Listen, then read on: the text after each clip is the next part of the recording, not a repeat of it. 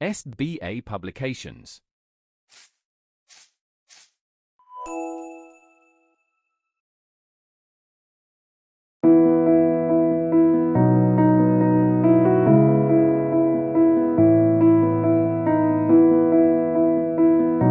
नमस्कार प्यारे बच्चों, कैसे हैं आप सब। मैं उम्मीद करती हूँ आप सब बहुत अच्छे होंगे। प्यारे बच्चों, आज हम पढ़ेंगे पाठ 9 जिसका नाम है क्रिया। आज हम इस पाठ के माध्यम से जानेंगे कि क्रिया किसे कहते हैं।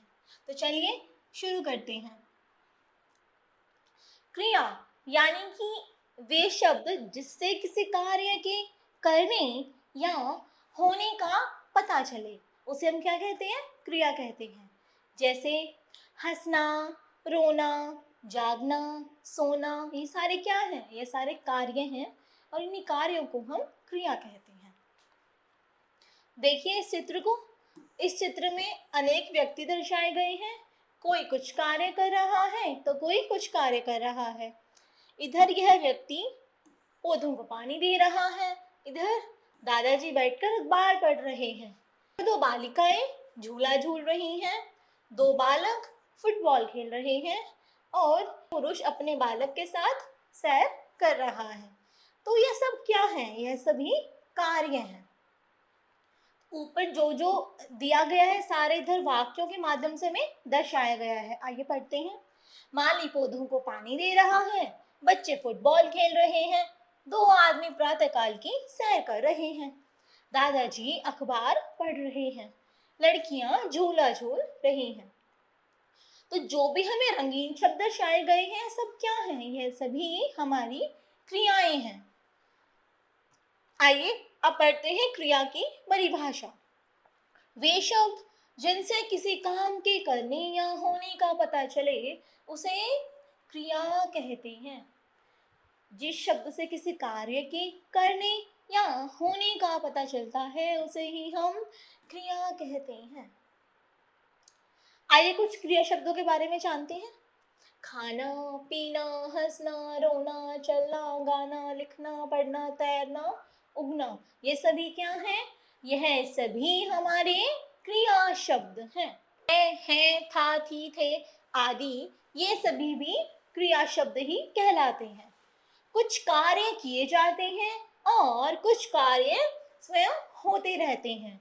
जैसे हवा का बहना, क्रिया स्वयं हो रही है, मतलब हवा का बहना यह अपने आप हो रही है, इसमें किसी मनुष्य का कोई रोल नहीं है।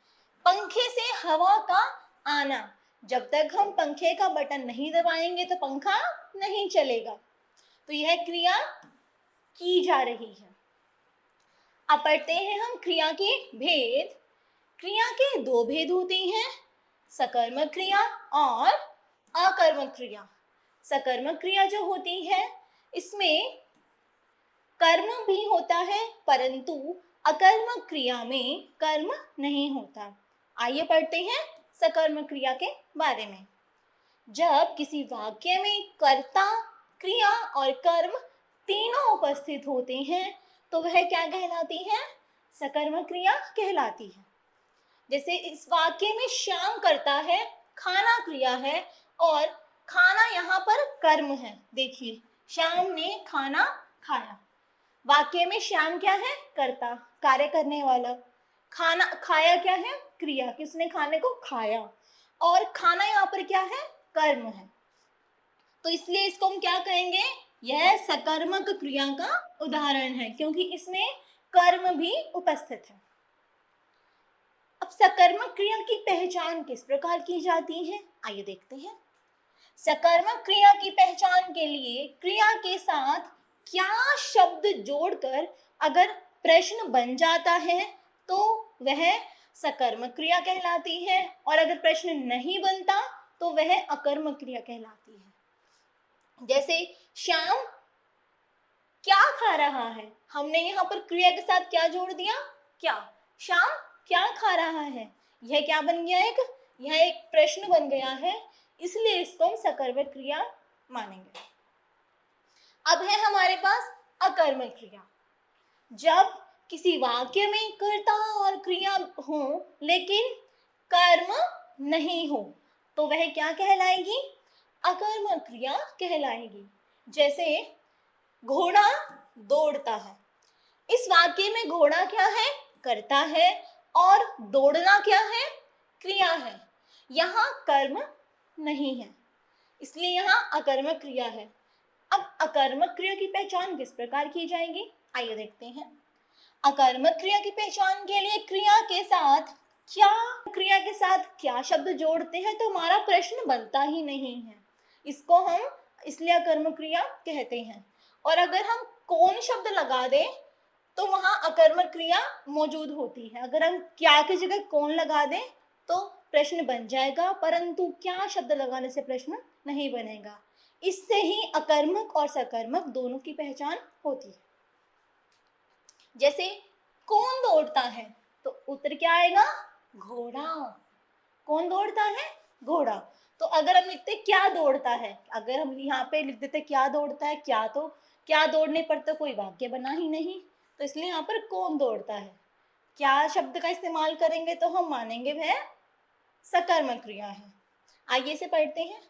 प्रकृति और हर प्राणी अपने अपने काम में लगा, क्रियाशील होने पर ही सोता हुआ भाग्य जगा। आइए दोहराते हैं, आज हमने क्या क्या सीखा। वे शब्द जिनसे किसी काम के करने या होने का पता चले क्रिया कहलाता है। क्रिया के दो भेद होते हैं, सकर्मक क्रिया और अकर्मक क्रिया। लिंग और वचन के अनुसार क्रिया के रूप में परिवर्तन हो जाता है। प्यारे बच्चों, आगे आपको अभ्यास कार्य दिया गया है और इस अभ्यास कार्य को आप स्वयं करने का प्रयास करें। आज के लिए इतना ही। मिलते हैं अगली कक्षा में एक नए विषय के साथ। धन्यवाद।